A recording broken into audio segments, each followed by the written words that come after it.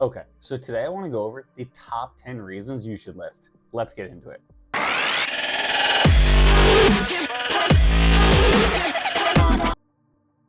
Okay, so number one is going to be weight loss. Most likely, there's a decent chance that you could be overweight. Why am I saying that? Because that's a weird assumption to be making. That's because 40% of America is obese, and I don't know what percentage is overweight, but I believe it's somewhere between like 60 and 80%.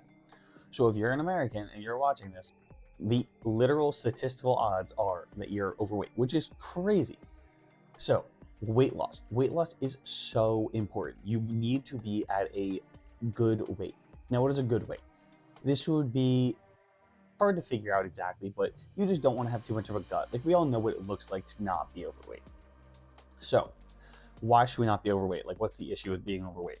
When you're overweight, you're increasing your risk for so many chronic diseases and illnesses and stuff like that that will cause long-term effects and make the end of your life worse or shorter. Like, you literally may just die sooner because you're overweight and your body can't withstand all the things you're putting it under due to the fact that you are overweight. In addition, you're putting additional strain on like your knees and your back when you're overweight. If you're standing like most people do with not good posture and you're leaning slightly forward, you're putting a bunch of strain on your back. Basically, let's say you're 50 pounds overweight. If you're leaning forward, that's an additional 50 pounds that your spine is trying to hold up. Whereas if you weighed 50 pounds less, your spine still has to hold up that weight while you're leaning forward. You should have good posture. That's a side note. But it's just not as much strain on the spine. And additionally, same thing with like your knees. Instead of walking around being like 180 pounds, if you're 230 pounds, 50 pounds heavier, then your knees are holding up an extra 50 pounds at all times. Like, that's a lot for all of those joints to go and withstand. So losing weight can help you alleviate a lot of the strain that you're putting on all your organs that are trying to regulate your body and keep you healthy, and all the joints and stuff in your body. So weight loss is huge. It's not good to be overweight. Okay, so the next one is something that's going to help you in all aspects of life. And this is actually scientifically backed up. It was recently found. If you can go look up Andrew Huberman's podcast with David Goggins, I believe it was. I think it was called the amygdala mid-singular cortex. It's a brain area. You don't really need to know the name of that, but that's just what it is. And that area of your brain, what it basically does is the more hard things you do that you just don't want to do. So like for me, an example of this is getting in a cold shower every morning. I do this every morning and I hate it every morning. Like, I'm standing there sometimes up to like 3 to 5 minutes, just like pacing, trying to not get in, but I know I'm going to get in. Now, how does this relate to lifting? A lot of people don't want to lift. And especially like, even for those who like lifting, I would personally say like those last couple reps where you're pushing, you don't want to do that. Like, no one wants to push those last couple reps, but we do it because we want to grow, but we don't want to actually do it. It's like me getting in the cold shower in the morning. I don't really want to get in the cold shower, but I know it's good for me. I know I need to do hard things. Now, how does this relate? I said it's going to relate to the rest of your life. How does it relate to the rest of your life? And why did I bring up that brain area? So basically, the more comfortable you make your life and the more often you do easy things, that brain area that I'm not going to try and say again because I butchered it the first time, as you heard, that area shrinks a little bit. But the more when you do harder things that you don't want to do, so like for me, getting in the cold shower, or anytime I can try and do something hard, I will try at least. Doesn't mean I'm always going to do it. Sometimes my fear gets the better of me, but you know, it is what it is. When you can push and do those hard things, that area of your brain actually grows bigger, and it makes it so that in the future, things that you might now perceive as hard, if you start lifting and doing more hard things, you're not going to perceive those things as hard in the future. So like maybe you have an issue in a friendship or a relationship you're having.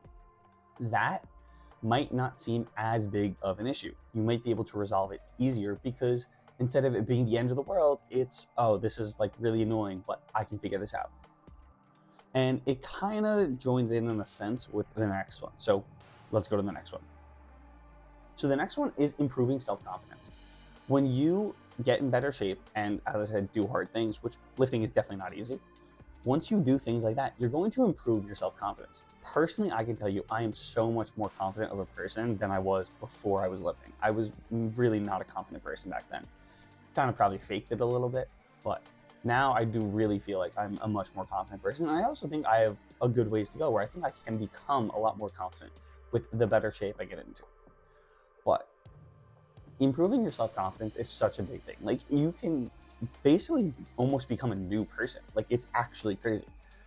I don't think a lot of people realize how much they lack confidence, and getting into the gym is probably the easiest way that I know of, at least, that you can like get your confidence back, or you can actually have confidence for possibly like the first time in your life.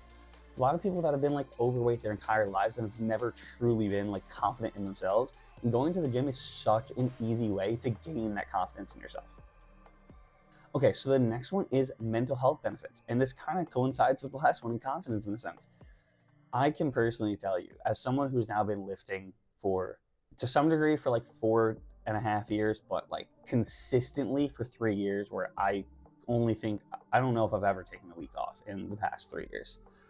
But I can tell you that when I take more than like 3 days off, anything over 3 days, I can do 3 days, anything over that, my mental health starts going absolutely to the shitter. Like, it is so bad. I'm in an awful mood all the time. I just feel awful about like everything. I feel like I have such a bad outlook on literally everything. And I feel like there's so many people that like bad mental states that they're in, and they don't realize how much the gym could help them. Like, it gives you so much more clarity in decision making, which a lot of mental health stems from you struggling or trying to make a decision in life. So the mental health benefits, like, genuinely, there's so many people, if you start following like gym pages and just anything about the gym, that you'll see that like there's people that look massive and they look great, right?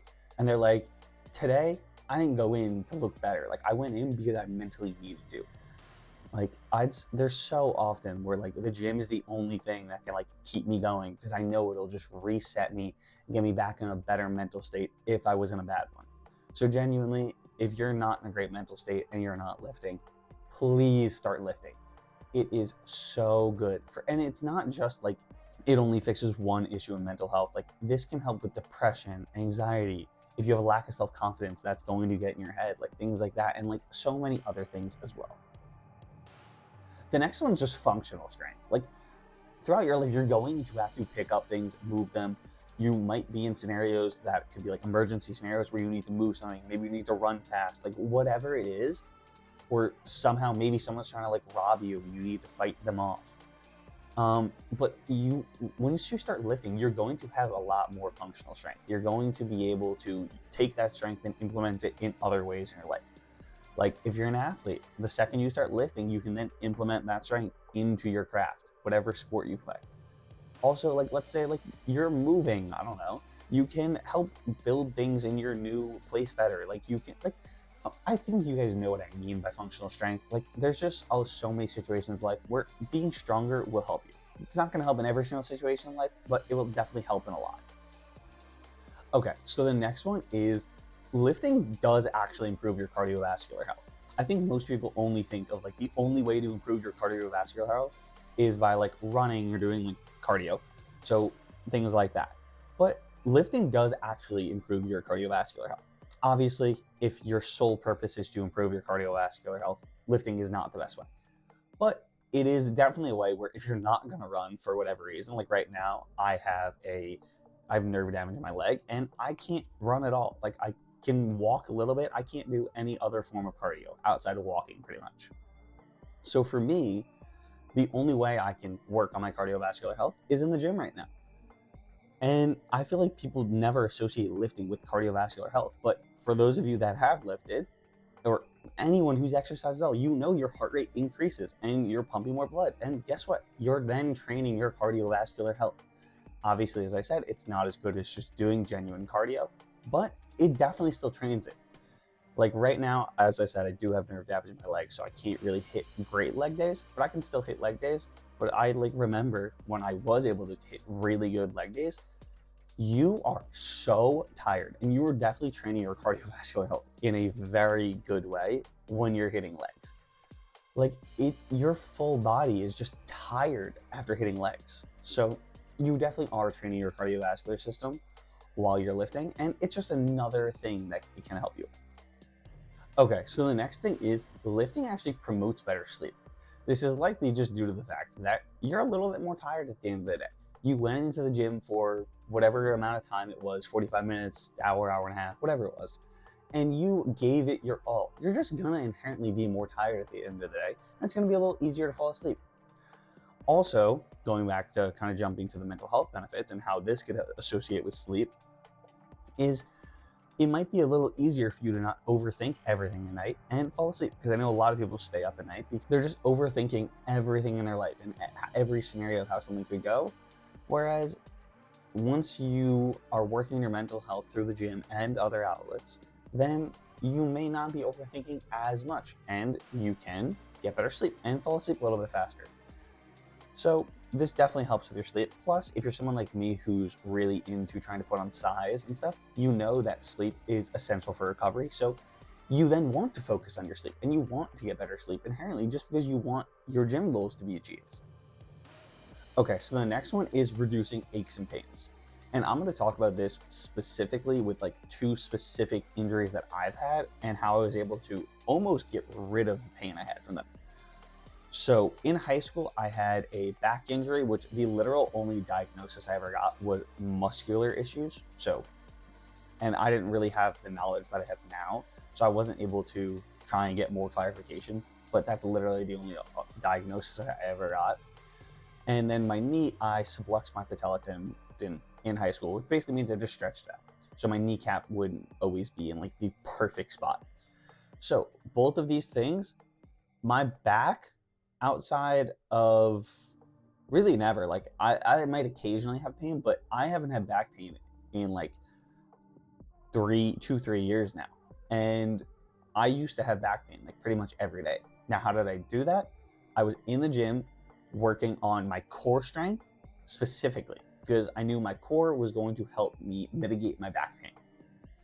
Now, my knee, I was in knee pain every day. Like when I first got to college, when I was walking like a quarter mile or half mile to class, I'd have to have a knee brace on. Running was like, oh my God, I was going to be in so much pain if I ran.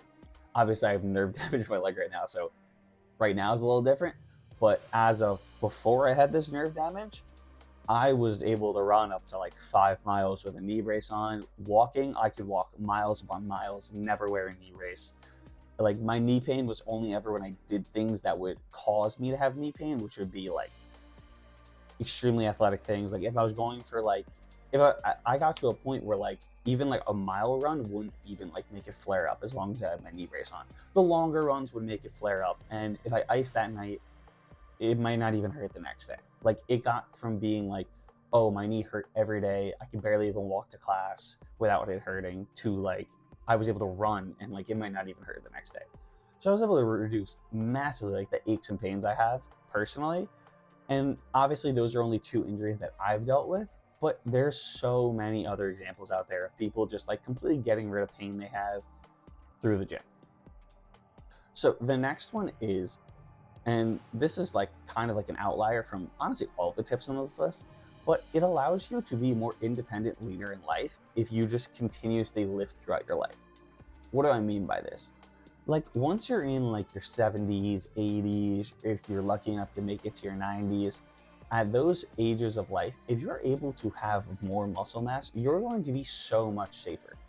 One of the biggest things we hear with the elderly of ways they get injured is they fall because they don't have balance frequently, or they don't have, a lot of times it's the muscle to get them through the things that they're trying to do.